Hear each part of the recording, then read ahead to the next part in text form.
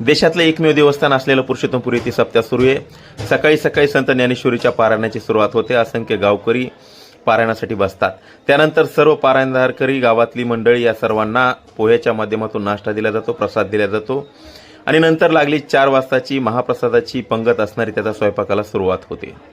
अतिशय आनंदाच्या वातावरणात गावकऱ्यांच्या उपस्थितीत हा सप्ताह सुरू आहे। त्यानंतर सायंकाळी पंगत झाल्यानंतर शेकडो भाविकांच्या उपस्थितीमध्ये, पंचकुशीतील भाविकांच्या उपस्थितीमध्ये हरिपाठाला सुरुवात होते। अतिशय सुंदर त्यांचा आवाज आणि अनेक भाविक, हे वातावरण भगवंताच्या चरणी नतमस्तक होऊन, पुरुषोत्तमाच्या चरणी नतमस्तक होऊन हे वातावरण, अतिशय आनंददायी वातावरण या पुरुषोत्तमपुरी नगरीमध्ये सुरू आहे। आपण बघू शकतो पुरुषोत्तमांच्या मूर्तीकडे बघितलं की जणू 33 कोटी देवाचं दर्शन झालं असा अनुभव या ठिकाणी पुरुषोत्तमपुरीमध्ये आल्यानंतर घडतो। सर्व पंचकुशीतील भाविक तर येतात, पण तालुक्यातील आणि जिल्ह्यातील सुद्धा भाविकांनी या सप्ताहाचा आनंद घ्यायला हवा आणि पुरुषोत्तमपुरी येथे भेट द्यायला हवी।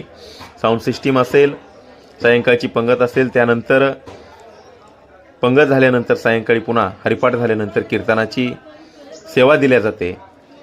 आपण बघतो अधिक मासामध्ये आल्यानंतर तुम्ही पुरुषोत्तम भगवान मंदिर बघितलेलं आहे, महादेव गणपती मंदिर बघितलेलं आहे, सगळे मंदिर या ठिकाणी बघितलेत।